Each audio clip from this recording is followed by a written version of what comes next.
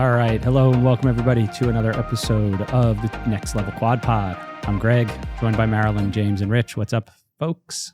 Hello. Hi. Good evening, ladies and gentlemen. Wow. Yeah, wow.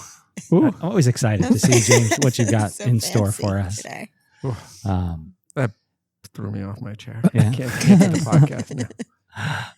All right, folks. So we got a couple of little things to talk about, but tonight's show, we've been talking a lot about the physical side of triathlon. Once we get into the nuts and bolts of this, we're going to talk about the mental side of it. Talk about some mental resilience and how to fight through some of the physical pain and suffering of endurance sports and how to cope with it mentally. So hopefully we'll be able to help you out. So the next time you're in that pain cave, you'll be able to fight through it and finish that workout or finish that race. We have been planning for this episode for a long time. I feel like I've been planning my entire life. Right? Right? And then it's finally here. And then we're going to solve the world problems. All at once. All at once. Yeah. Just one episode. We're going to do it. Ooh, I I hope- hope set that I hope- expectation high. I know. All right, here we go, Everybody's James. listening. To you. Hope so. Well, before we get into Ladies that, and gentlemen. we got a couple of things. What do you want to start with, James? We talk about our last weekend trip to the Washington Township 5K Health and Wellness, their first annual 5K.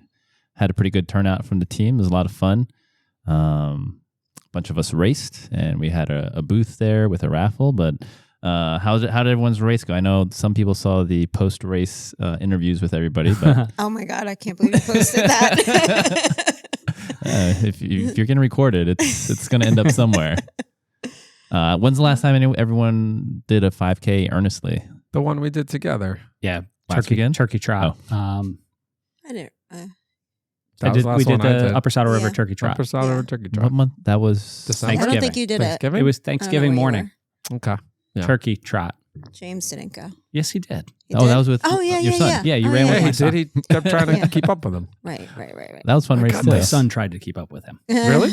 No, I thought he was. All right. No. I thought he was that bad. James went and ran up. Ran up. Logan still tells the story about like how James and him cheated the course and like 'Cause they ran ran up on the the grass. grass. It wasn't cheating. I try and tell him that. He's Yeah. like, well, we were on the grass and nobody else was on the grass. So I don't want any rumors spreading about me. Yeah. But it was fun. It was a fun day. It was hot. It was. Oh my gosh, It was so so hot. humid. It was Yes. such, and I haven't ran in warm weather at all this year, It was all right. so I was hurting. Yeah, me too. Just all right. Tough. Yeah. No, the race was great. It was I a like good the event. course. Yeah, the event was nice. Nice flat course. Yeah. Something you could run fast on. Yeah. I would say pretty well organized. Yeah. I read the map wrong. Like I thought it was an out and back. Yeah. So I kept waiting for like, Oh, where's the this turnaround turnaround? point? Because I was like, all right, once I get to the turnaround point, I'm gonna try to turn it on. I just kept going. I was like, where is this thing? Where is this thing? And then it was like, wait a minute, like maybe there is no turnaround. Like, wait, how far am I? And so I was like, yeah, I was a little discouraged at that point. And then I saw this guy. He went out hard, and then around mile 2 point something, he started walking. And I was like, oh, and I was like, I want to walk too. I was like, I like what he's doing. And then I was like, in my head, do I just walk? Like I felt like I was gassed. I went out too hard. I did I too. took a walk I break. went out too. I took a walk break too. at like 2 miles. Oh, did you? Yeah. Was it you that I saw then? No, because I was never in front of you. I was struggling too, and I kept telling myself, just walk. Like this race is not important. And Yeah.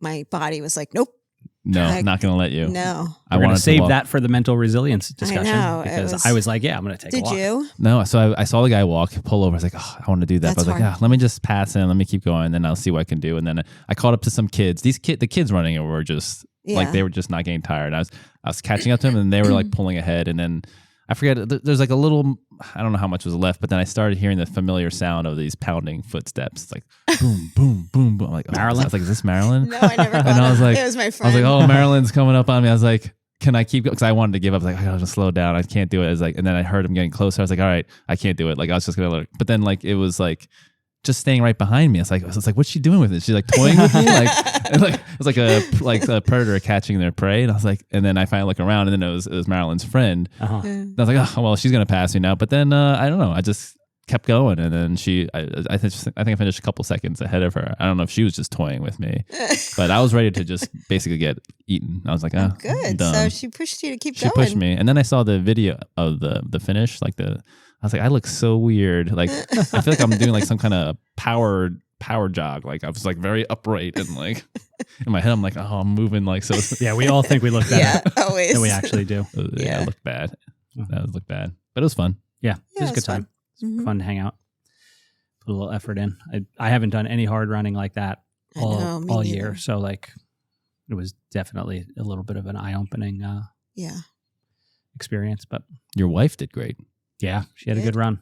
Second overall female. Yeah, second overall. And her buddy came in right behind her in third. So Nice. they both ran together in college at TCNJ. And she's been trying to get back into it. So she goes to like Orange Theory classes 2 or 3 times a week. And then she'll do a trail run or like go to the duck pond or something like that on the weekend. And she prances on her toes, and Yeah, she looks. she so looks smooth like and under you're control. supposed to look like when you're Yeah. running. Yeah. She passed me. I didn't was even like, see her pass me. I was suffering and yeah. Yeah, she passed me at like the 1 mile mark, and she goes by, "Hey, you're doing great, Greg," and like breathing through her nose, like, "All right, way to Same. go, hon." that was the same. Like I was like dying at mile 2.7. She's like, "Good job, James," and she's like floating across. Yep.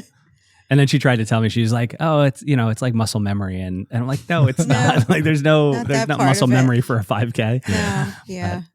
Thanks for trying to make me feel good, hon. She paced it right. Yeah. She did. I went out. I don't know what I was thinking.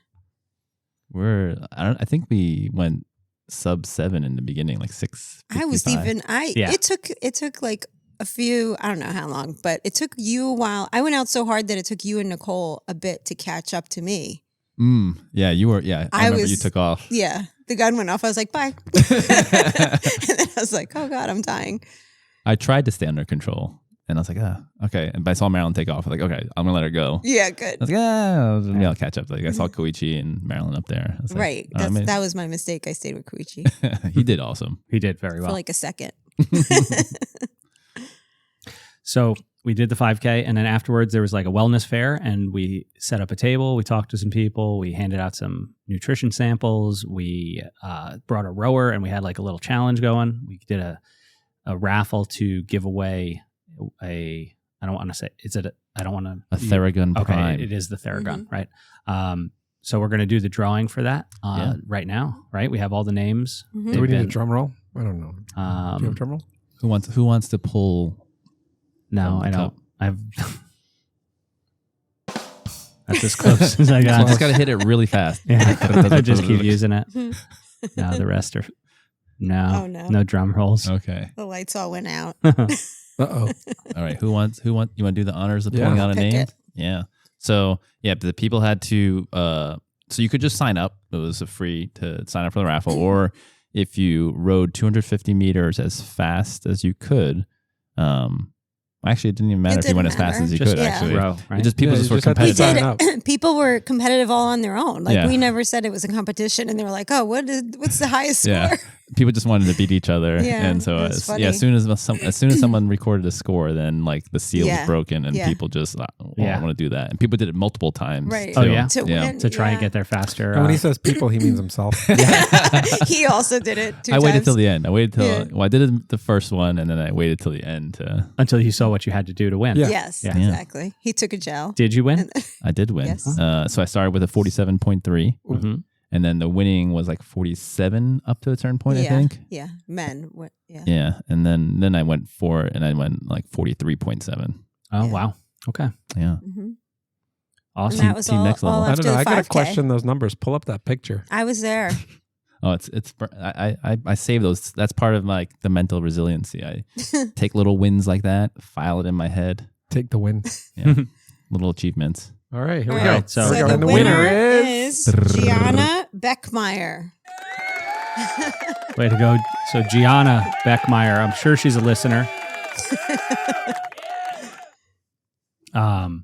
I guess we'll reach out. We have emails. Yeah, we and have her Yeah, we email, have her phone number. email. We'll track her down. We'll get Awesome. her. We we'll should get tell her she has to listen to the podcast to Trying claim. to, if I remember the name, who it I was. think I know who it is. Yeah. I think it was actually one of the first people to come to Oh, the yeah? tent. So Hmm. early bird gets Yay. the worm, Good Awesome. for her. if I remember correctly. I don't know. Mhm, Sweet. Hopefully she puts it to good use. mhm. All right. Congratulations. Yeah. Congratulations, Gianna.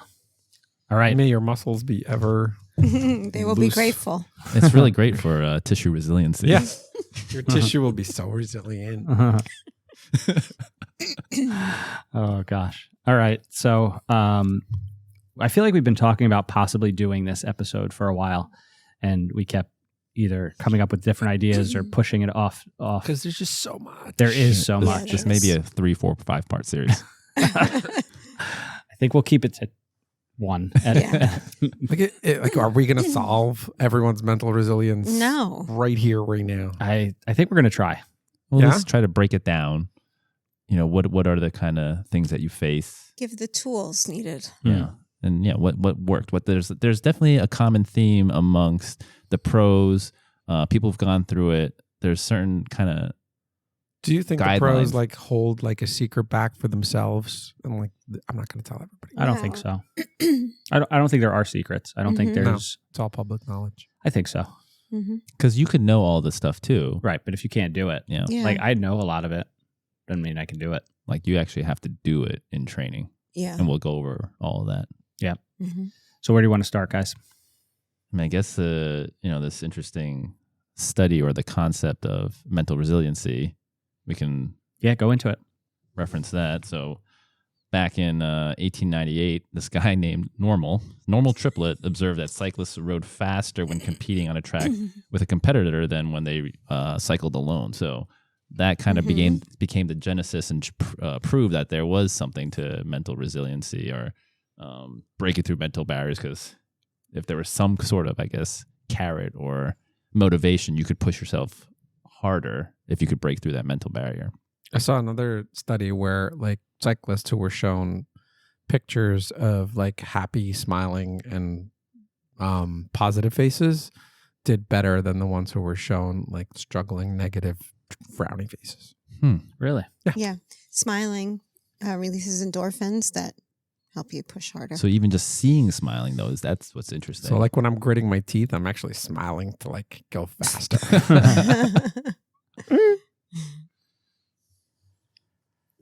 So I mean, so what is that? What was the takeaway from that? Train with people, right? Yeah. Have somebody to push you. Well, yeah, if you put yourself if you think you have X amount of effort available and you're training alone, you feel like, oh, this is kind of where I can push myself. But if there's someone next to you, like when you're in the swim lane in the pool and you catch that person in the corner of your eye, like you get this little Mhm. Sure. boost. And Is that so competitive nature or is that mental resilience? probably both. Is I there think a it's difference? yeah. Like what are we saying mental resilience is? Is it just going harder for longer? When you don't want to. When you don't, Mhm. yeah, when you don't want to. So that's, I think the resilience part is you hit a point where you're like, oh, I can't do anymore. This is all I got. And then you have to decide, is it all I have? Right. Or do I have more? Can I keep going? Can I go faster? So how do you break through that point? And so if having someone competing next to you, even if they don't know they're competing against you, helps you get over that hump, that's one way. Because most often when you first say, I don't have any more, you actually do have more. That's It's that. just your mind is like feeling the pain and wants to stop. What is that? Goggins. Marines? The Marines, we have 40% more. Yeah. Yeah. Or you're at 40% or something when you have no more to give Mhm. and you have so much more in the reserve. So that's what David Goggins said. And I thought about it. I was like, I don't know if he quoted any No, it's study. Marines. Oh, the They're- Marines. Oh, so yeah. the Marines. Yeah. So they figured that out. So yeah, it's like your mind is telling you, Because no. as humans, we're wired that when you feel pain, your body wants to stop because it doesn't want to feel the pain anymore. But you can actually keep going. And Yeah. 40% is a lot. 40% it's is a a lot. lot. Yeah. I don't know that that's a mathematical like proven I know. How do statistic, you but really- they just like Yeah. come up with a number. I know there's been a study, and I can't remember too many of the details, but it was like it had to do with something along those lines where like they said you're going to be doing an effort for this long, and when everybody got there, then the point was you need to do an all out effort for 5 minutes or something like that, and then at the end they said, okay, now sprint. Oh, And the fact that people were actually able to sprint Mhm. like showed that there is that something in reserve. Mm. There's something that you aren't using, whether it's and part of the theory was like it's for self-preservation. It's like, Mhm, you know, you exactly. are holding on to that for, you know, when that lion's chasing you, you still Mhm. need that last little burst to get away, or something like that. I could be just making that up. No, but- that's what they say. Yeah. Yeah. hmm So having some kind of competition is a strong, and I think that's why like Strava, you know, Strava is like the perfect storm of social media and competition and stuff like that. And people go out there and destroy themselves trying to For Strava? get their Strava Segment comps And like leader. the and segments. be a segment Yeah. leader and you know, just be, even if you can't get the KOM or Yeah. QOM, like beat your friend and Yeah. all that stuff. They really milked that. Oh. I never really, I mean, maybe I'm You just never paid naive. attention to those? I mean, it felt good when it's like, oh, you're the local legend now or something. Yeah. Local legend just means you've done it a lot. But you know, it feels good when you're like, oh, local legend. And then later, Sounds it's good, right? Like, oh, you Yeah. lost. But then it'll tell you, oh, you You're lost like your local legend of your street. by your house. Hey, local legend is a local legend. That's right. Nobody's going to argue that. So then I think what's interesting, then we can talk about with like mental barriers, like the types of mental barriers you face. hmm And so some, you know, 3 common ones would be self-doubt, fear, or lack of motivation. And where do you guys feel like when you're in that pain cave or the dark place, what do you feel the most out of those 3?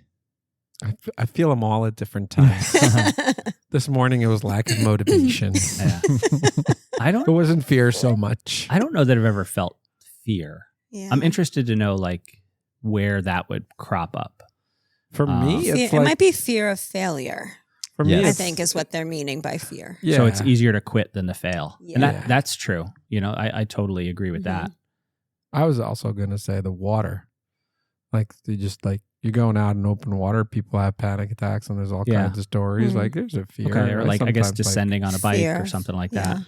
crashing on a bike. People have like Yeah. clipping in or whatever. There's fears all over. I think I'm actually, I mean, I think I feel fear, but not in like the scared fear. I'm afraid of like finding out that I'm inadequate. Mhm. Like I've put in the training. Compared to what? I mean, this is, I'm going to be honest. Yeah, I No, texted lie you to guys us. when I saw this outline. I was like, man, we're going deep tonight. Like somebody might cry on this episode. It's going to And be it's James. not me. It's going to Not- be yeah. James.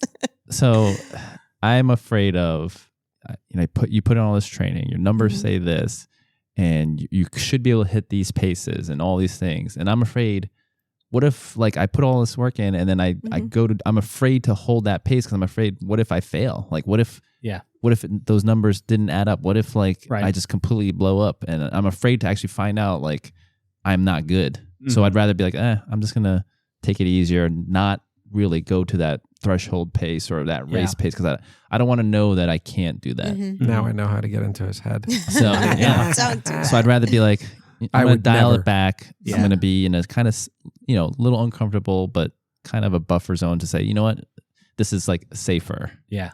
versus Yeah. Going for it. Like James's threshold efforts today on the bike. Uh-huh.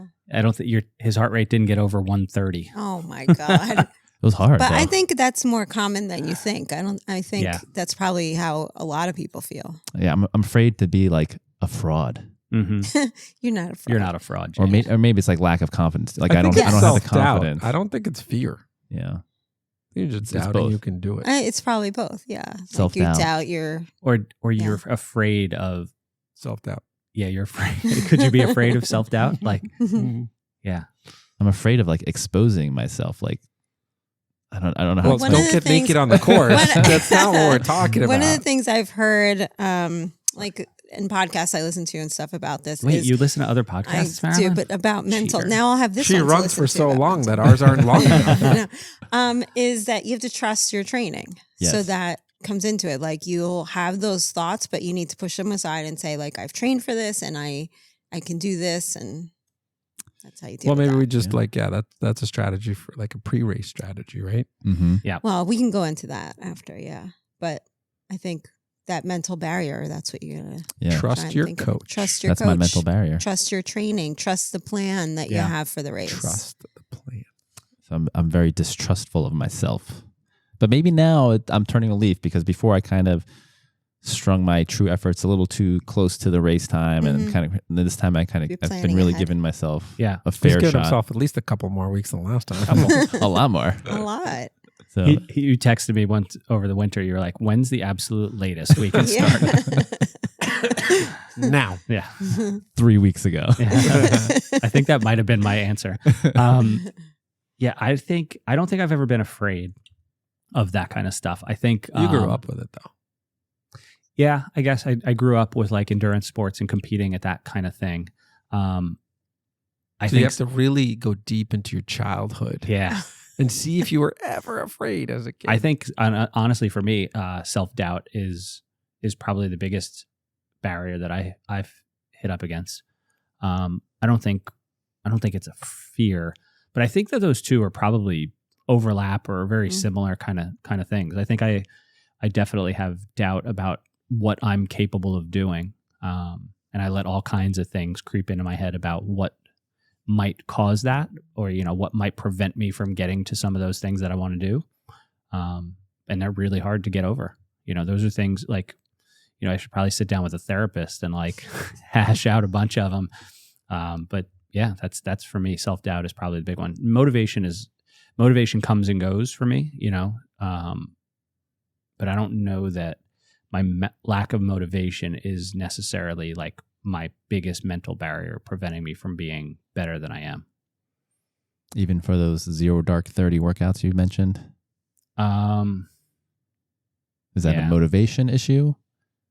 I don't know. I think the schedule. Motivation comes and goes for everybody. If Right, you sit and around and wait to be motivated, Right, you're never going to get Never gonna anywhere. get anything. Yeah, you have to have that You have to have discipline. intrinsic drive and Yeah. discipline, and that I could see that in all aspects of my life.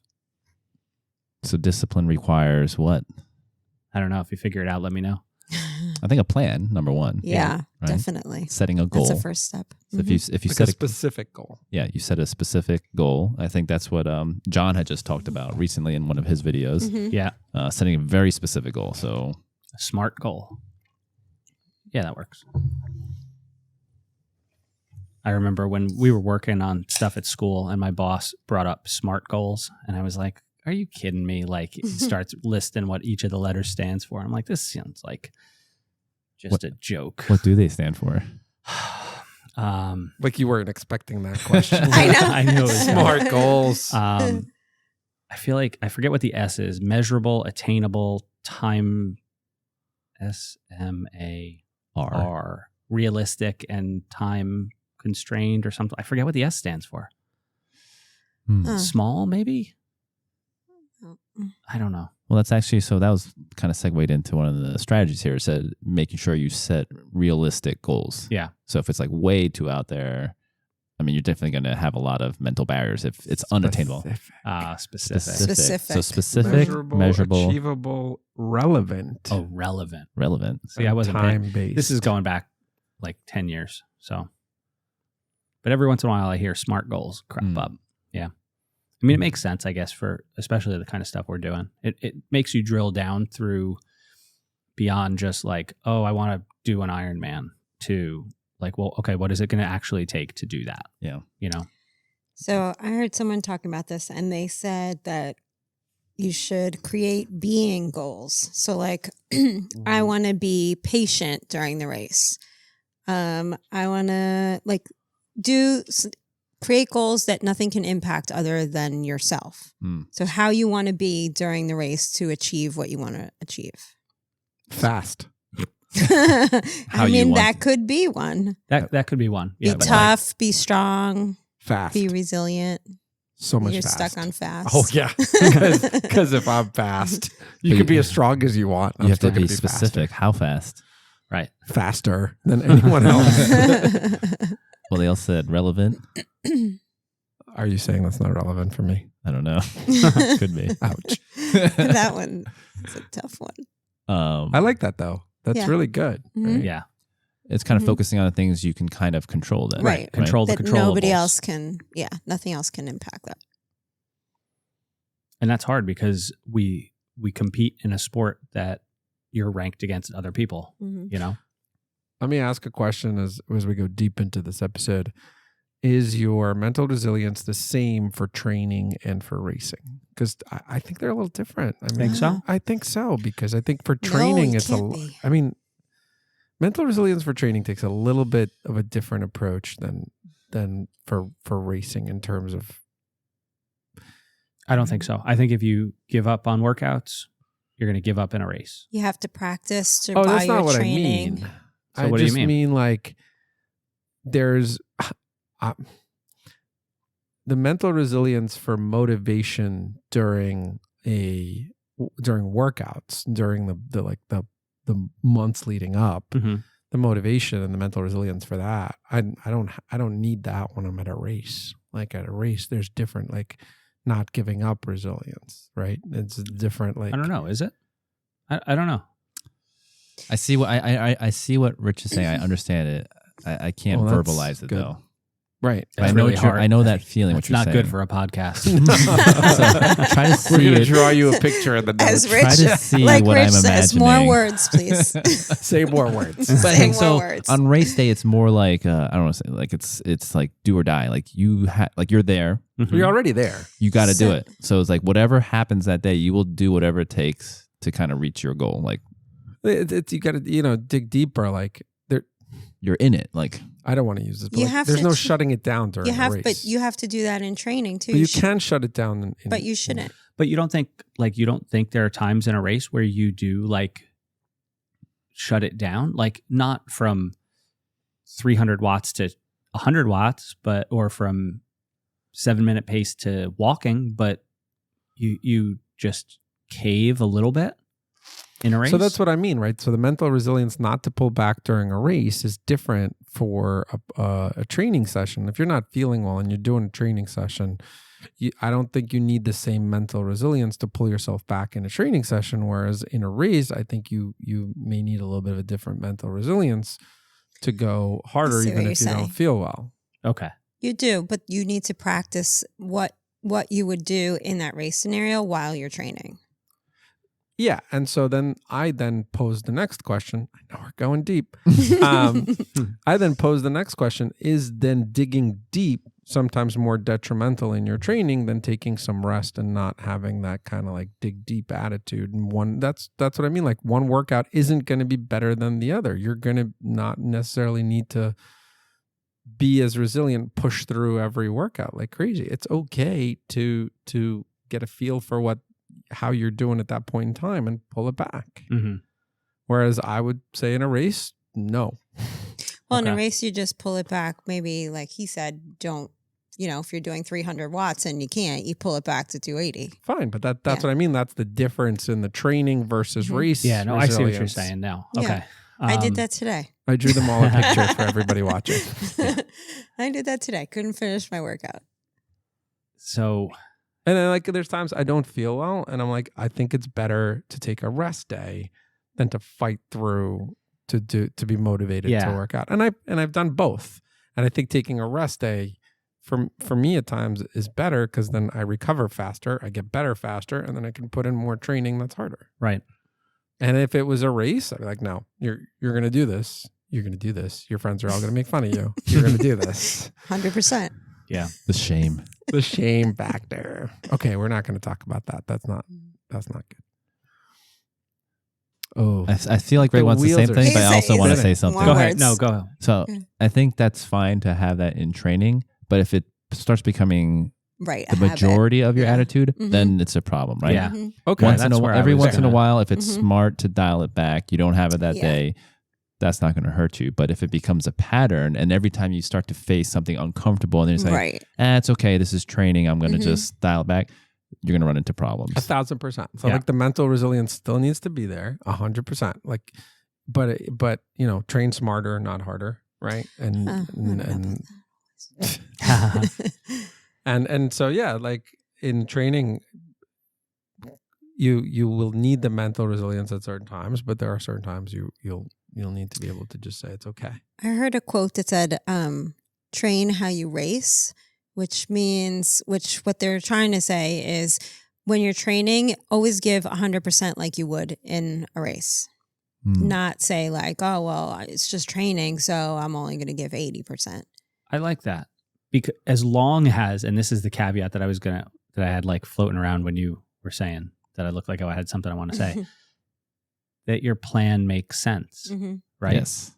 Because what Rich is talking about, the people who constantly dig deep and waste all that, I do think you have a limited amount of mental energy to do that kind of stuff and to dig deep within a period of time.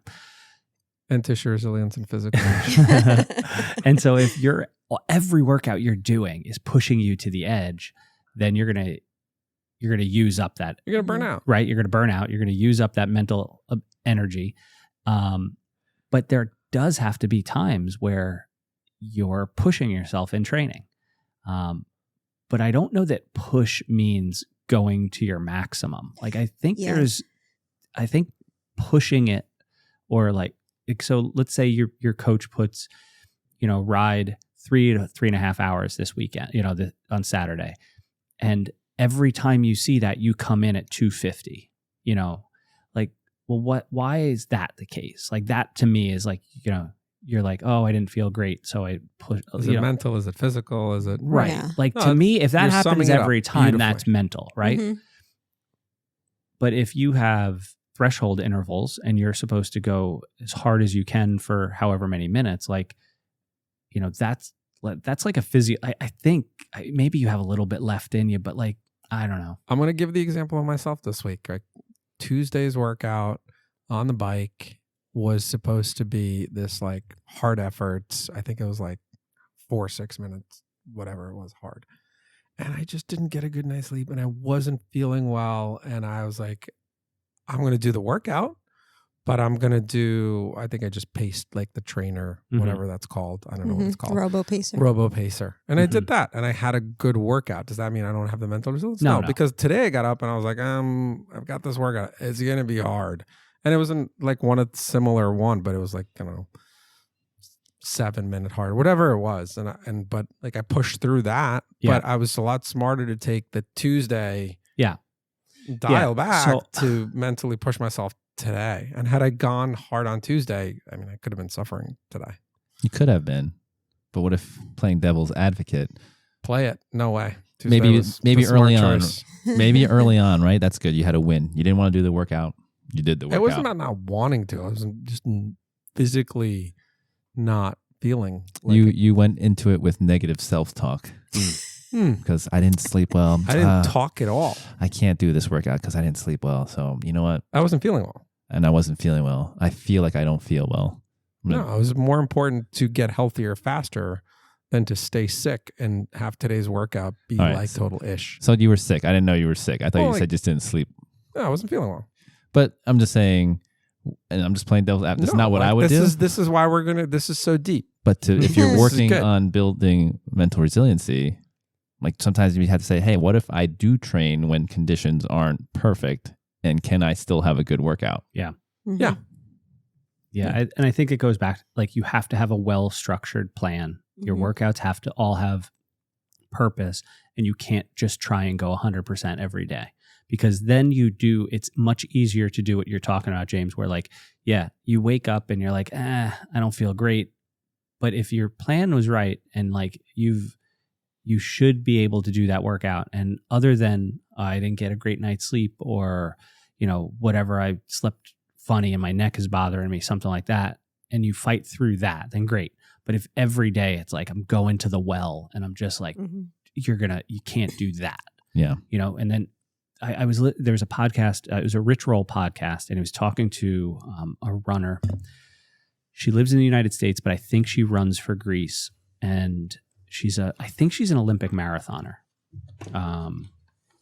Or whatever she is, she's a long distance runner, and she had this great quote about her coach. She had a bad run, and her coach in the lead up to the Olympics, and her coach was like, as long as like a third of your runs or a third of your workouts, you feel great, and a third of your workouts you're going to feel normal, and a third of your workouts you're going to feel like crap.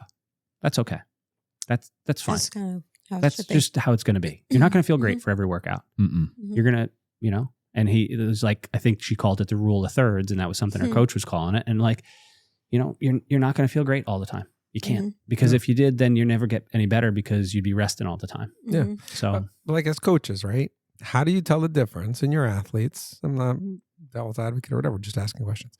How do you tell the difference in your athletes where they're like, yeah, they constantly keep coming to you like, this didn't feel good, didn't do it, did this at 70%. Like, where do you change that? Like, no, you got to start putting in the work, or do you just dial down their plan and say, okay, Right. we're going to make your plan adjustable to what your mental resilience is, or your I think you do that. I think you dial it. If they say like, no, this was too hard, and then you dial it down. And if they say it a second time, like you dial it down, it's still too hard. You then there's something to it. You Are you gotta look wondering- into like, what are your goals and what are you trying to get out of this?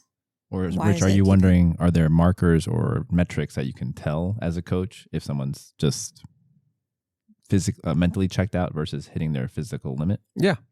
Is it mental or is it physical? Is it like, I like that answer. That was a good answer. But like, I would think it depends on the coach. I think it's going to be very specific to every athlete, right? Yeah. I mean, there's all the metrics you can look at. And like, if you have data going back for any kind of period of time, you're going to know things like numbers they've hit before, heart rates they've hit before, paces they've hit, all that kind of stuff. You're going to know that. And if you see some weird anomaly, you can be like, well, maybe that was too much. Maybe that wasn't, like, whatever.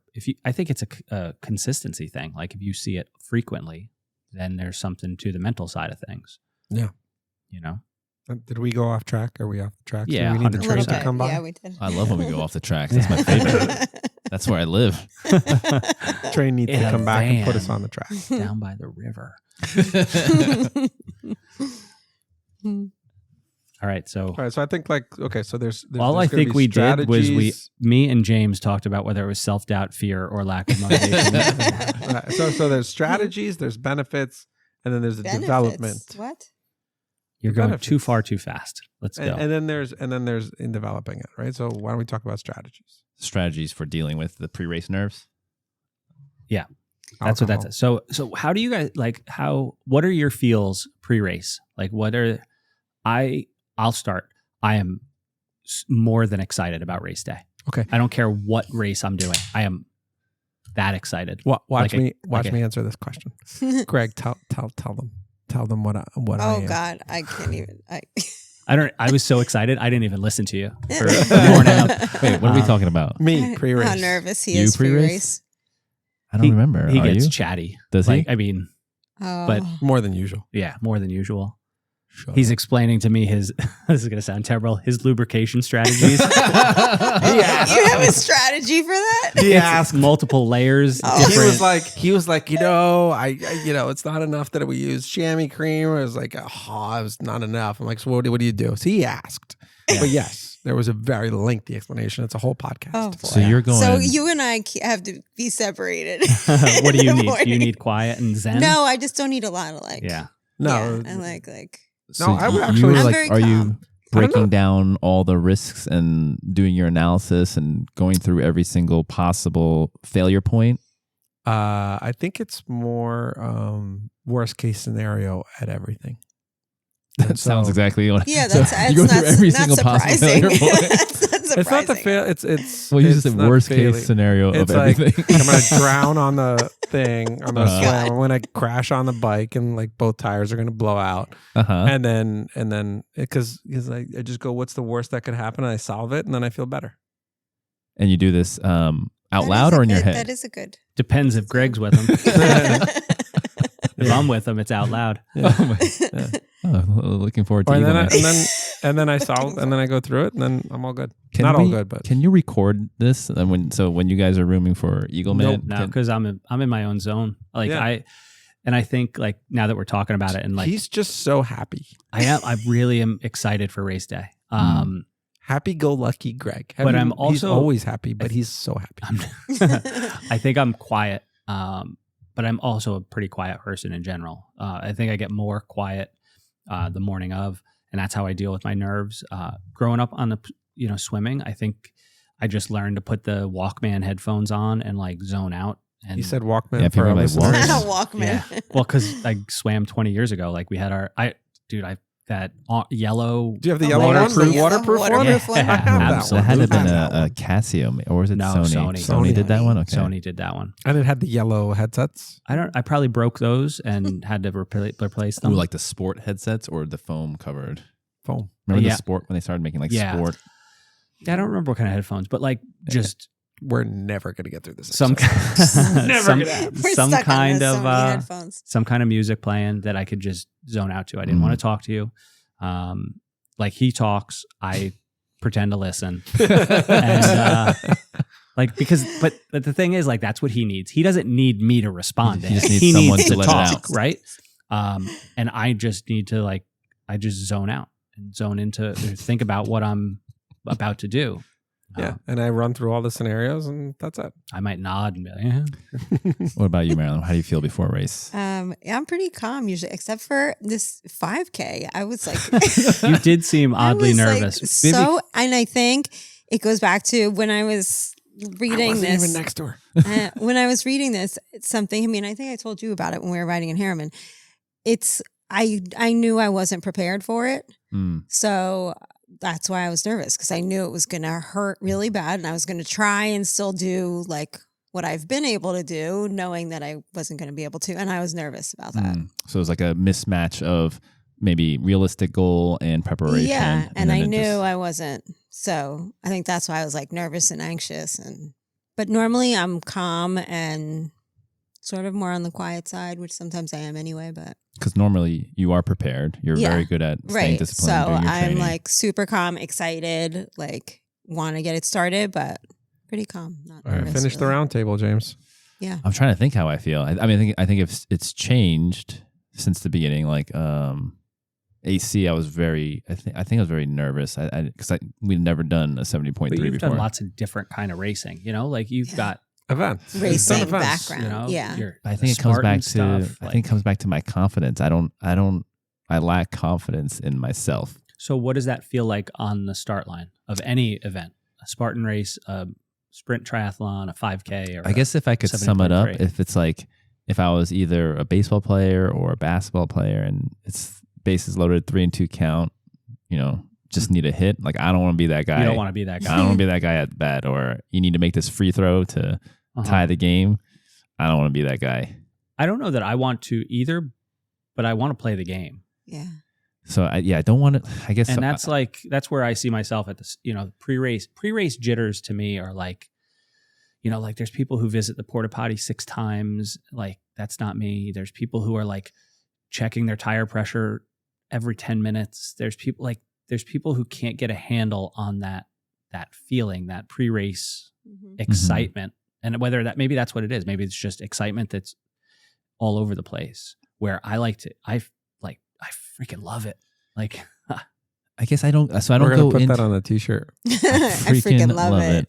I don't know if I go into it feeling like I'm all right. I'm gonna go crush this race. Like I don't think I ever feel that confident. So I just Yeah. want to be like, all right. Hopefully, I just have a good result. yeah, I don't want it to come across that that's my thought either. Like, I don't That's feel like always my thought. that you're going to crush it. Well, Yeah, like 'cause that's most just- of the time you crush it. No, I love no, not necessarily, but that's what I think. Like I'll even be like, like you're racist to win. Like I know I'm never going to win, but to win, like for me, whatever that means. You have positive self talk, Yeah. which is great. I think that's a great tool. And so I have to work on that because I think I'm always just like I don't trust myself. I don't, hmm and I need to trust the training I Yeah, put. and all the work you put All the in. work, what the numbers are saying, but I'm afraid to say, oh, I did like, what if it doesn't turn out right? So, And not every race does. I mean, so how do I feel though? I'm trying to think back. I think I definitely feel better with the group. If I was by myself, hmm definitely would be much more stressed out, much more anxiety. So, Mhm. with Rich being so chatty and friendly during that time, it eases my nerves, I guess. I don't know if I get talking a lot. I do know the night before, as I'm trying to fall asleep, I do imagine the entire race. So I Mhm. imagine myself, going into the swim, what I'm doing, how envisioning how it's going to go, and then getting to bike transition, all That's the a little good steps. thing. So I try to play out the whole thing in my head to just visualize how it's going to happen. Yeah.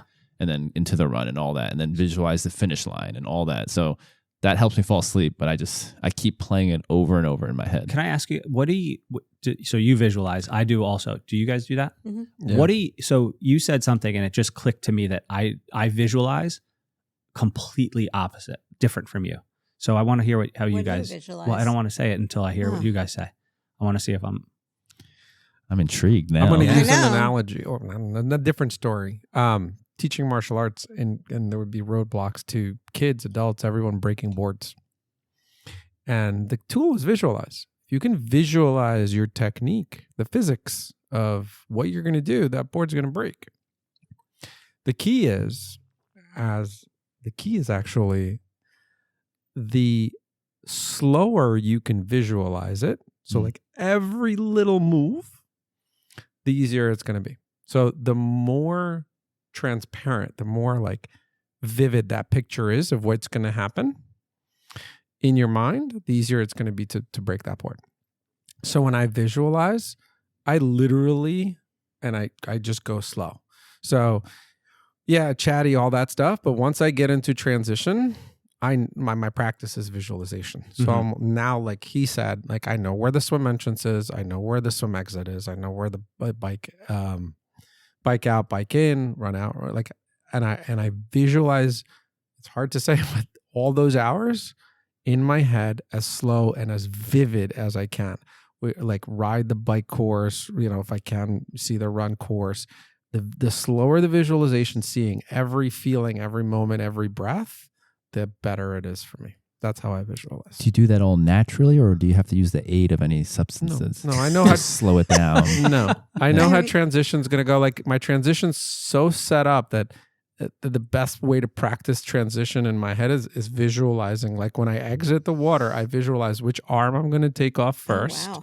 Where, like when I'm going to take off the cap, where the goggle's going to go inside the cap, where I'm going to place it in the transition area. Like the slower, I don't think and then once any of that that shit. No, I not- don't either. not That's one a bit. lot. it goes so smooth. Yeah. I'm if I- close to what Rich does. Yeah. I do try to break it down to, like, I want to see everything that I'm going to do. Like, I don't say, I'm just going to go through transition. Mm-hmm. I do say, I'm going to put my goggles here. I'm going to make sure I grab this and do this. All this is going to be set up here. I'm imagining myself. So I don't think I do it as slow as possible, but I try to think about all the details. Man, I was like, you guys are nuts. Yeah. Cray cray. I'm dying because all I visualize is crossing the finish line Oh, That's so it. it's and like the end. having like a great result, which is wrong. You're supposed to do more of what you guys say, but There's so no funny. right or wrong. No. We are all trying to go through this episode So- together. I don't visualize any of the stuff you said, Rich. I don't think about the race actually happening. I visualize nothing but what it's going to feel like. For me, good it's too. all about the internal feels of what those things are gonna. So like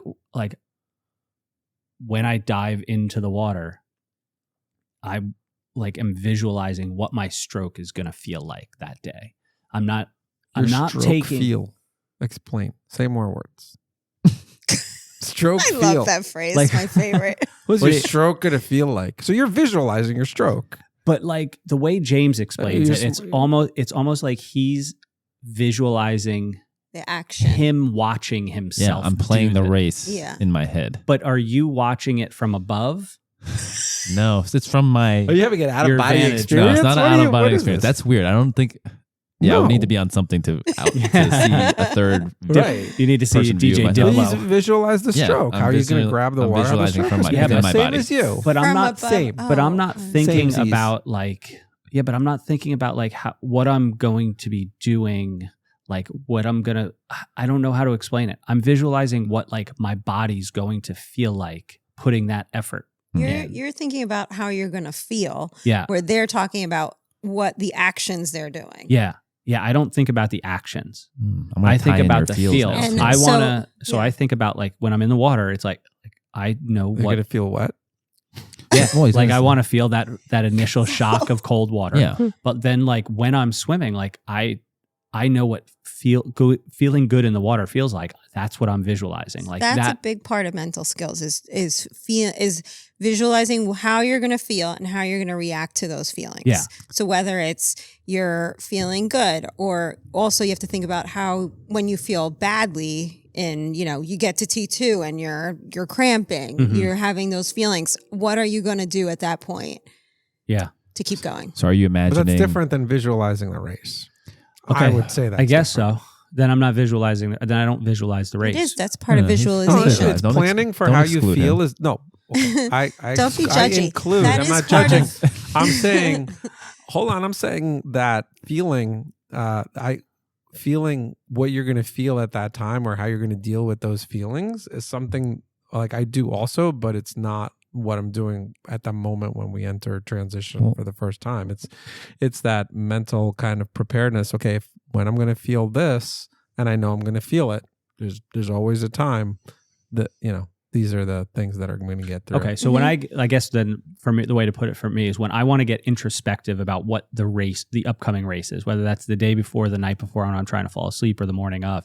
Like I'm thinking about internal stuff. I'm thinking about like I know what that effort on the bike is going to feel like in my legs, and like I know that's the thing I'm thinking about. I'm not thinking about like the tight corner at mile 14 and like how I'm going to handle that or anything like that. I'm thinking about like, what am I going to feel as my race goes on? And for me, that's a relaxing kind of way to prepare for my event. Now, do you think that becomes because of your experience? I like to think so, but there maybe.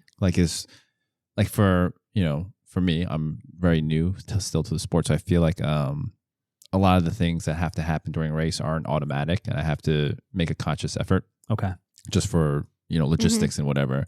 But with your experience, maybe that's it's just autopilot. Maybe, but I feel like there's way more time to be made up with performance than there is with like getting through transition cleanly, Yeah. Mhm. those kind of things. I try and simplify that stuff ahead of time so that there doesn't need to be there's not 15 steps going from through T2. It's like put your shoes on, grab your thing and run, Mhm. and like Buzzer, I've tried to run belt. that's I'm not all in even- my It's hat all- and I just yeah. go and I put it on as I'm running. I'm not Mhm. even, though, doing it to be as fast as possible transition. It's just more like I want to literally imagine like what I will be doing. I Mhm. think it's so I remove any uncertainty. So you Yeah. feel prepared. Yeah. So I feel prepared. So maybe that's what it is. In those areas, I feel uncertain. So I want to visualize that and then Okay. imagine a So that positive. there's no unknowns. Yeah. Yeah. And so Yeah. maybe like you're beyond that point. So then now it's more like, all right, you want to reinforce the feeling and make sure you're performing and be prepared for the parts where you know it's going to hurt Right. and where it shouldn't hurt. And I have a funny story when we did the Atlantic City Olympic that just me and the girls did. Jackie and I were online for the swim, and it was our first kind of big race.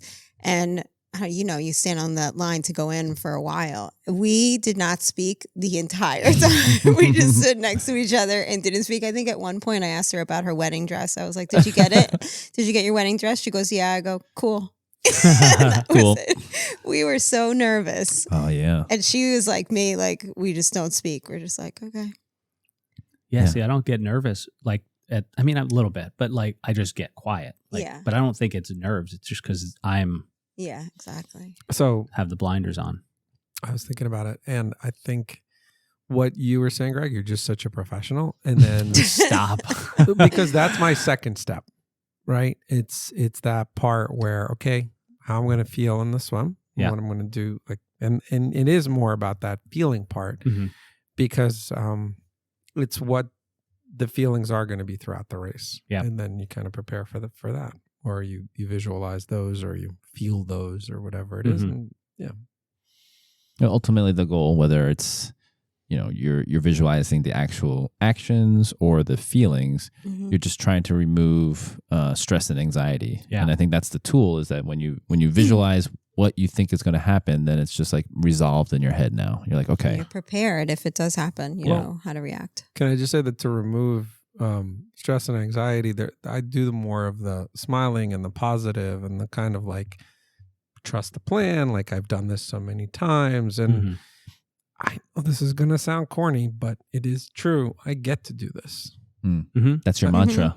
It is. A lot of times it is like, so, and I remember a few times I had bad weather in a race, and you're just like, why am I doing this in Was that bad your first 70.3 or one of your first 70.3s? One of them. It was an Olympic. It was a Okay. couple Olympics, and it was just like pouring. Oh. And you're just like, it's miserable. But and then you just smile and you go, I get to do this. It's kind of fun. Yeah, Mhm. choosing to do and this. you just and- and that for me, that's always been the thing that's like, I get to do this. It's fun. So I think that brings up another point. Then, like you raced in the rain, so now you're more prepared for the next time you have to race in. Like you've done it, and so like seeking out uncomfortable situations, seeking out discomfort is key in training. Yeah. And during a race, so that you build on that. Mhm. Yeah, I don't know that I go to the extreme of like you have to do suffering the entire time to know, terrible suffering. I just think that if you practice your race, you'll be fine. You'll be better. You'll be fine. And practicing your race to the extent of like your tire pops, you change the tire. It's raining, you've ridden in the rain. I don't know, whatever it is, you've kind of like practiced that part of it, right? Some terrible 12% hill. Oh, I've done that. All right. That's the thing. I think you have to find those little wins within your training. That goes with like knowing the course, knowing what Mhm. the weather's going to be like, and being prepared. Like, I've lost my nutrition. All right. I've lost my nutrition in training. Oh, I've gotten cramps. Oh, I've gotten cramps in training.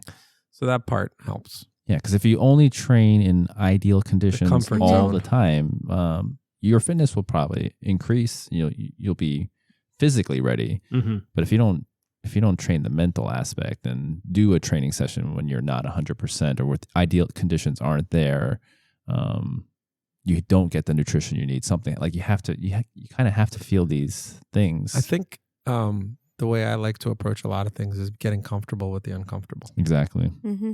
It has to be uncomfortable enough. And then you have to get comfortable with that uncomfortable. As Goggins would say, you have to callous the mind.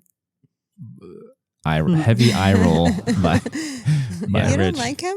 I'm not a big Goggins fan either. Yeah. But there's some nuggets of There's a couple. like callousing the mind. Like you work out, you callous your hands, and then you're able to hold on to that Mm-hmm. that barbell longer or hold that pull-up bar because your hands are used to it. If you don't callous your mind, the first sign of discomfort or adversity, you're gonna I just shy don't away need to from be it. taken into the hospital with my insides failing in order to feel right. You that. don't need to So- work out to rhabdo. Like yes, Yeah, but well, right. yeah. You He have takes to it to an feel- extreme, but yeah, like you have to do a session in the heat when it's hot and Yeah. uncomfortable and Yeah. and force adaptation. Yeah, like you have to get in open water and it has to be like in the middle of nowhere. You got to look around like there's no shore. All right, cool. Let's go. It's constantly stepping out of your comfort zone because your comfort zone is always going to increase, right? Mhm. Because as the more you do, the more you're able to handle. Yep. But if you stay in that comfort zone, you're not going to grow. And here's the interesting thing that I wanted to see if your take, all of your takes on this. It's kind of like being outside your comfort zone is what do you need to bring that childhood thing that comforted you with you, like whatever that is, like the training or whatever. Like as kids are always outside their comfort zone, but like kids either have like a toy or a blanket or whatever it is, but they're always outside their comfort zone. Everything's new to them, right? Mm. So in training, like what do you need when you're outside of that comfort zone, whatever it is, in the run, the bike, the swim, to make yourself feel comfortable? What is your banky? What is your like? What's your banky? What That's is not it? going on a is shirt, it your right? team? Is it your team? Is it like your mental resilience? Like that's mental resilience to me, right? Like you Yeah. kind of do it, but like you first time like, okay, what do I need with me? my goal. Your goal. Yeah, sure. I don't know. I think it's a collection of small wins along the way. So you've proven to yourself before, hey, like I've run a half marathon before. I can do this. I've biked 56 miles before in training. I can do this. I've swam, 1.2 miles. So you go back to the little things you've done in Yeah. training. I've done this before. So that's why I say like, you have to seek out discomfort You have to go outside your comfort zone and have those little, and it may not be the half marathon. It might be like, oh, I ran a 5K. I've done this before. Exactly. So that's what kind of like when I'm leading the witness. Right. That's where I kind of was thinking about this is for me, and maybe for a lot of people, it's building. Like there was a part where I was like, you just need to submerge yourself in that experience from 0 to 100, and then you'll be good. But the more I learn, the more I get smarter about things, the more I think it's like you build to it. You build, you take small steps, and then you're eventually like, wait, what? I'm doing, long runs. I'm doing, crazy elevation on a ride. What's going on? I'm putting out crazy power. Or like I'm swimming in the ocean. How's this happen? But you've done it because you've incremented to it. Yeah. And I think that I like as a good mental, that builds your mental resilience. Yeah. I mean, it kind of keys in on a bunch of the stuff we've been talking about. Like the better prepared you are, the better you're going to do. Like the more experience you have to draw from, the more likely you are to be successful. But we should talk about like, what if you're not prepared and you didn't have the training time and you're just now out there and you're now doing it? Like, what do you need mentally to get yourself through and get yourself over the finish line? So like when you're over your you don't head. have the prep. Like, Just You don't stay got so race at wherever level you are.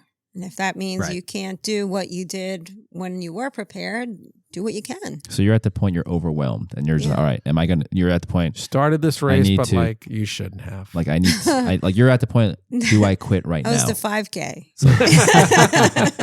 So you're at the point you think you've bitten off too much and you're like, all right, I need to quit. And so like, what do you draw on like at that everything's point? gone wrong. You haven't prepped. Your prep is shit, and you're now in this race.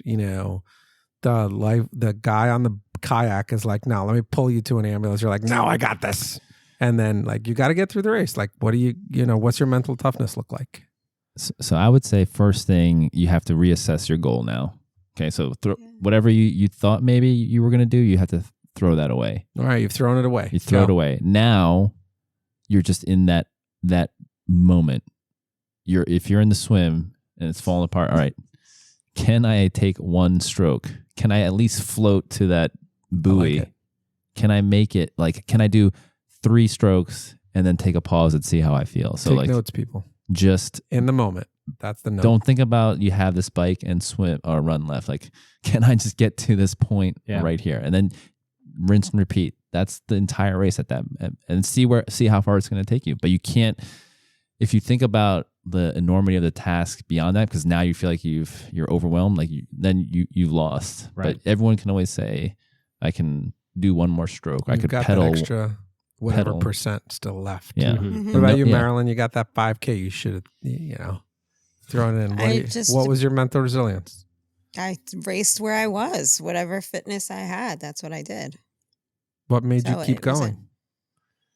I mean, I don't know. Because I wasn't going to quit, but I just went as fast as I could in that moment, not what I've done in the past. What stopped you from walking? I don't know. I like it. I Keep going. even said to myself, like, why, like, just walk? And I don't know.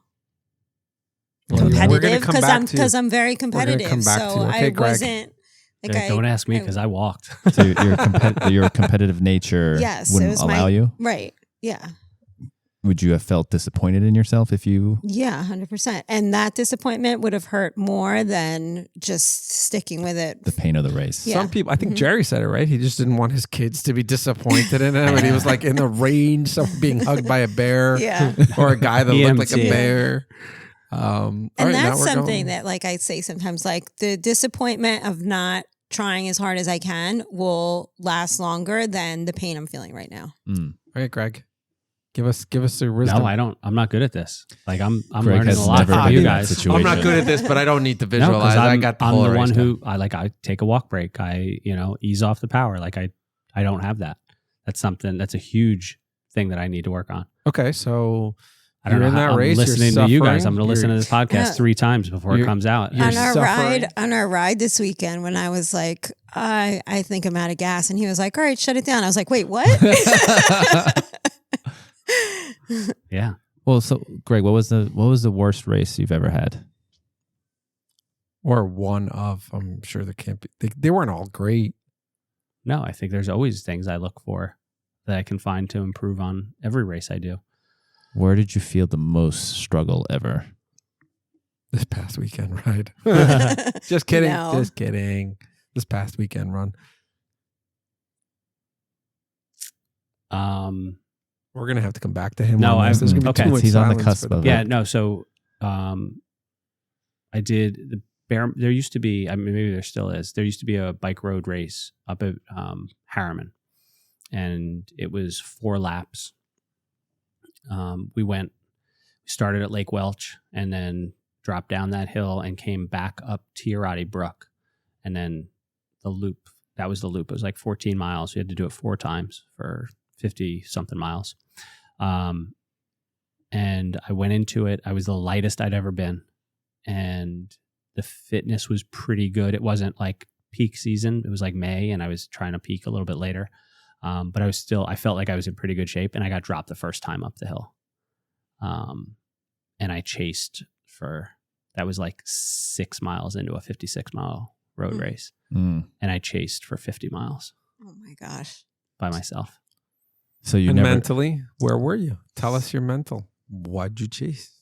Why didn't I? Cause you're right, because I could have stopped. You didn't walk. Well, there was no walk. Like I'm not on a What's he gonna bicycle. walk his bicycle? I could have pulled into the parking lot three times. I went by the place and I could have stopped. Did you go into that race thinking you had a chance of winning it? No. Okay. I absolutely knew I couldn't. The goal was to try and stay with the group as long as I could, and then go from there. After I got dropped, so we started up the hill. It's like a 12 or 13 minute climb, I feel like, to get back up to Seven Lakes.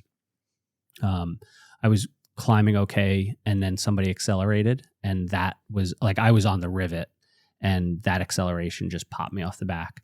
But then I was able to catch people. I was able to see people and go and get them. And I don't know that I got past the rest of the race. Like for the 50 miles, I don't think I got past.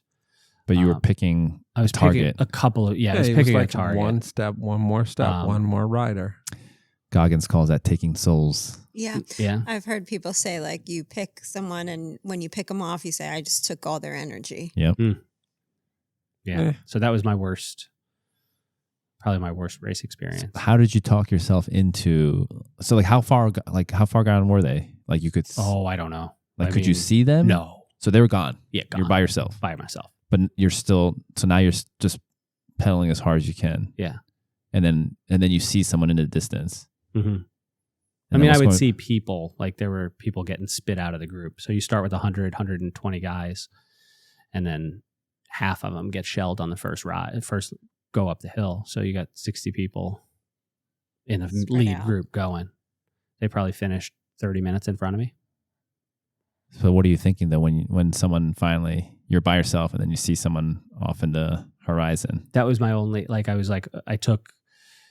just tried to settle into a pace that I was like, okay, let's see what we can do. I kept looking at my power meter, being like, okay, this is a number you can do, and go from there. Try and catch my breath on the downhills, try and pick people off. Yeah. It wasn't fun though. Do you remember, did your power stay the same during that? Whatever number you said? I put a pretty good effort in. I paced myself well. Would you do anything different?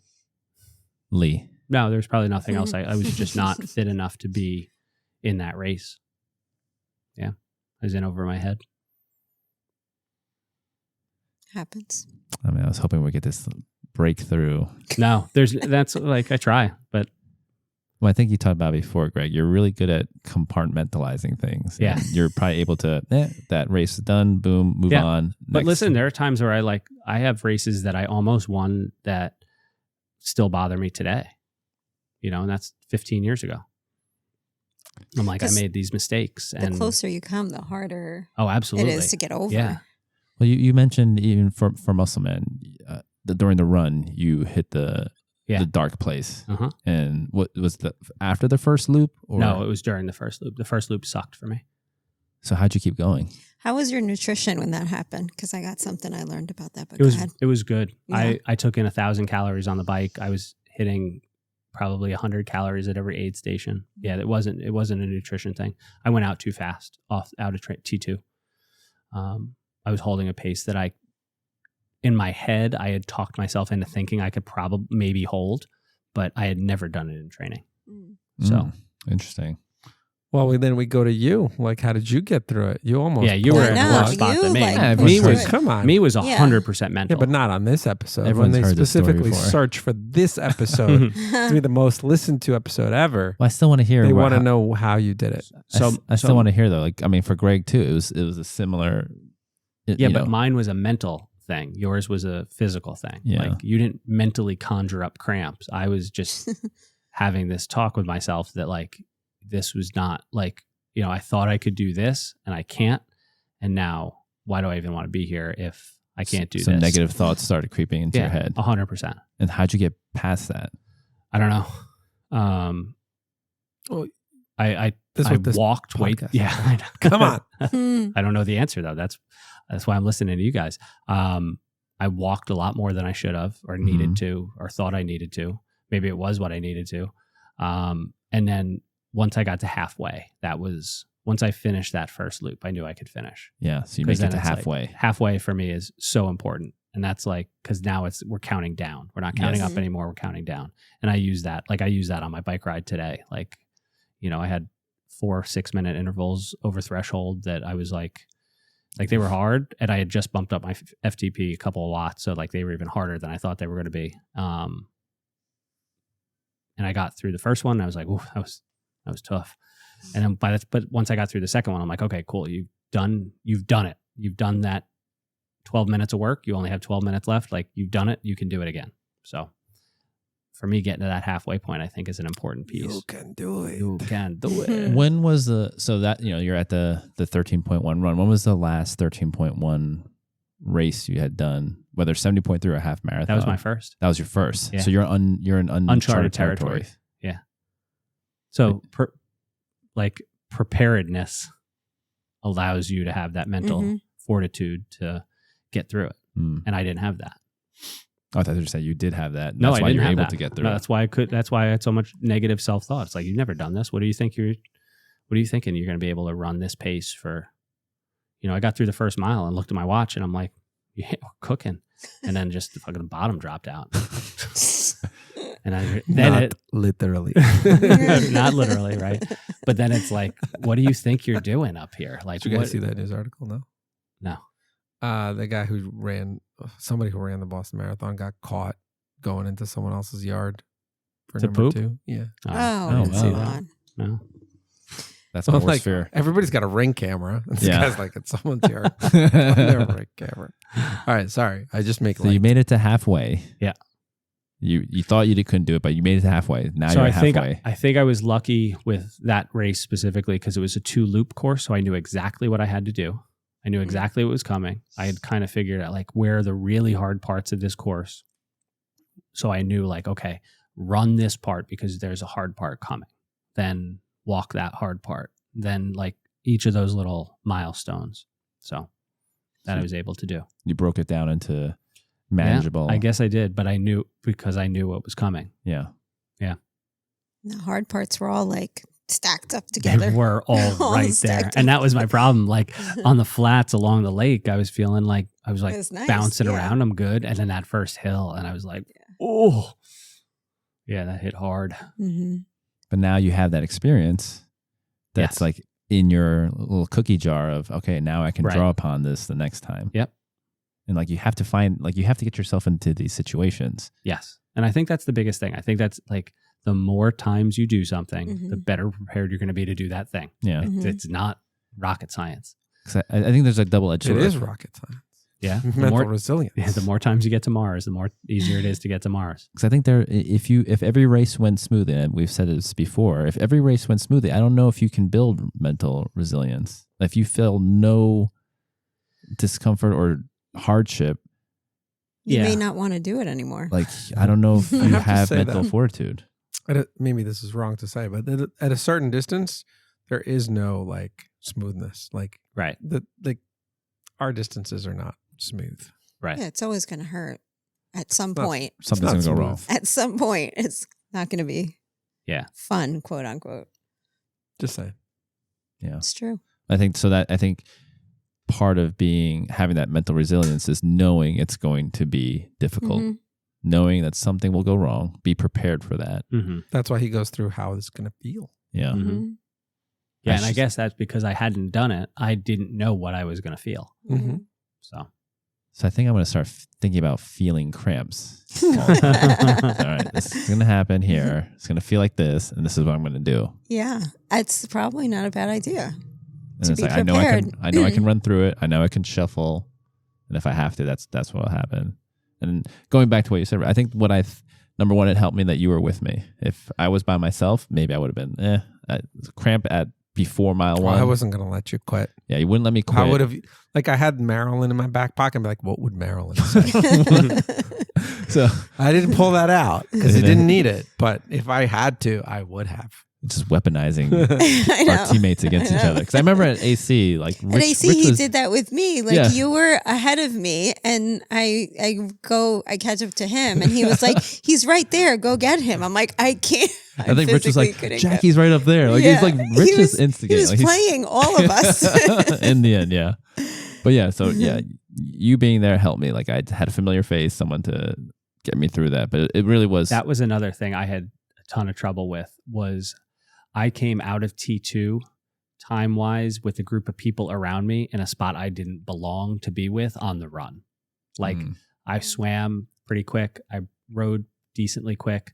So I'm coming out of T2 with people who are like Gazelles. 430 half Mm. Ironman people, 445 half Ironman people. And I wasn't that. So like, not just like, okay, now I'm plodding along at that point, like 9-minute pace. I'm getting buzzed by people. Everybody's going past me. Now, when we caught up to the second lap, people coming out of T2 at that point, an hour later, were my people. Mm. Like, so that made it easier. I could pick off a couple of people. Yeah. I could find people who I was faster than. That helped. He just needs to pick people off to make himself feel better. That's what it is. That's what it Yeah. is. Just, he needs to find victims. Let's go back to James. Yeah, Me. sorry. Dig into him I for would have 20 forgotten minutes. if I I didn't mean, interrupt you. this story has been told many times, but it really can't like so. What happened was full cramps, both legs, every single muscle, all before mile one, and so it was terrible. And I was like, "There's no way I'm going to finish this." But at some point, I said to my head, "I can't. That's not even an option. I have to finish." And I remember at one point I said, "If I have to crawl across the finish line, I'm going to crawl." And part of it was because I knew I was with the group, and I didn't want to let down. Like in my head, it's like I don't want to let down the group. Yeah. Like if everyone's having, a I think great that race, went through my head a couple times too. I Mhm. didn't want to be the only one not to finish. And Yeah, was I like, didn't I'll- want to. Yeah. I didn't want Will everyone be to feel like uncomfortable, maybe because Yeah. like if you guys all had a great race, and I didn't want to be like the The- downer. The pool party after would have been sad. Yeah, like I want everyone. I wanted everyone to enjoy the day, and I didn't want to be the one who maybe would bring it down. So I was like, all right, I'm finishing this no matter what. And then I just had to pick checkpoints, make it to, that I couldn't even think halfway. It was just make it to that corner, make it to that street sign, make it up to that guy over there. And then later it was like when it was getting really bad, I was like, make it to that cone. And each Yeah. cone was spaced out like 2 feet. All right, make it to the next cone. I didn't even look out anymore. I just looked at my feet, and like I had to pick like Yeah. whatever chunk I could handle and like get my foot in front of it, like get the other foot. And it was torture. And I was like, this is going to take forever. Like that's all I could think of is this is going to take forever. But I just kept trying to think 1 foot in front of the other, 1 foot in front of the other, keep going. And that's all I could think about the whole time. Just 1 foot in front of the other. If I have to walk, I walk. Yeah. Mhm. I walked a lot, shuffled when I could shuffle. When I jog would cramp. Yeah. Walk run sideways, run backwards, anything. But it was like I'm going to finish. And that was it. Hmm. That's the shorter story. Yeah. It's very inspiring. It is, Mm. man. I don't know if I know. don't have that That's- mental fortitude to have done that. And I also said to I also had to trust that like running and moving with those cramps wasn't going to do any permanent damage. I was like, Right. I'll Right, probably be yeah. fine. In Yeah. my head, I was Yeah. like, yeah, I'll be probably like, if my feet were broken or something, maybe Yeah. I would. But it's like these are muscle cramps. Like, Yeah. what's the worst that can happen? And when you stopped running, like at the finish, let's say, like when we went to eat and all that, do they go away right away, or does it last? I'm just curious. It depends. I think. So I don't remember what you were walking. Like I think after. I was okay at once I stopped. I think if I moved in a weird way, or if I Mhm. if you told me to go If you, like yeah jerked quickly. yeah, then it would cramp. I think I was okay once I had food in me and Right. Mhm. I wasn't using any exertion. I think I was okay. But I've had like Spartan races too, where I was like I get home and I'm just like sitting on the couch and my legs would still be cramping, like it was that bad. Yeah, my legs would lock up. I'm like, oh, there we go. It was- back then I didn't do any nutrition or anything. I didn't know what I was doing. But it was more like once I decided in my head I'm finishing, That's then it. yeah, that's it. I heard someone say if you get emotional during a race, like down on yourself, or you're always emotional. He said, drink and eat.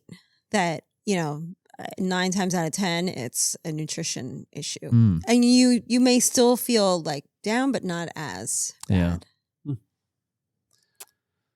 Just sit down and order a pizza. Just Uber, eat. Uber Eats. Yeah. I just need I'm a at minute. mile.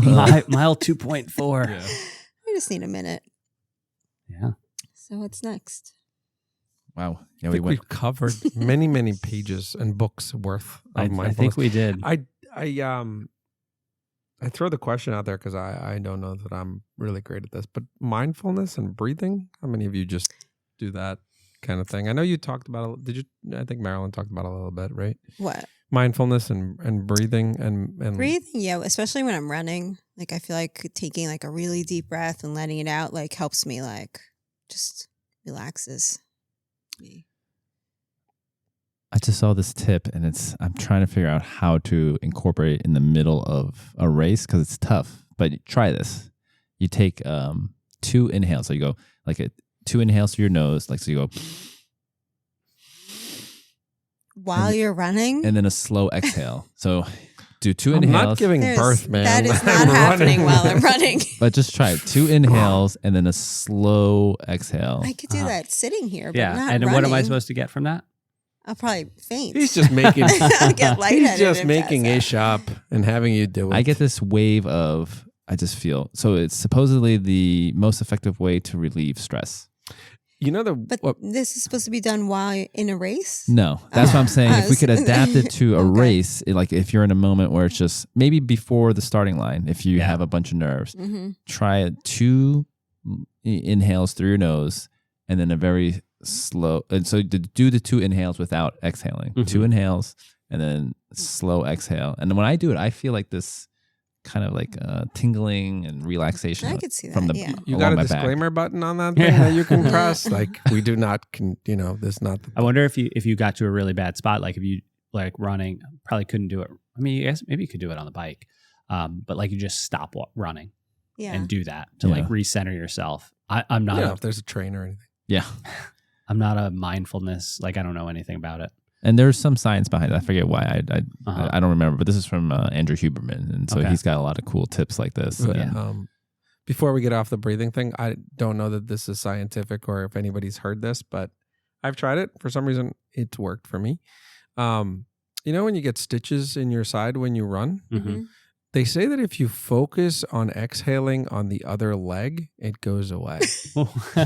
Oh, so when the Like other leg opposite hits the breathing. ground. How do you exhale on your leg? I was like It took imagining me a out of minute. your. I No, was you like, guys what? got it. Yeah, okay. Don't- yeah. After a I second. bring it funny, but Yeah. you guys got it. Oh, so when like, that leg lands, you When that- exhale. so like whatever your breathing pattern is, make it opposite. I Uh-huh. don't know if And I could it breathe that worked. fast. It Yeah. worked.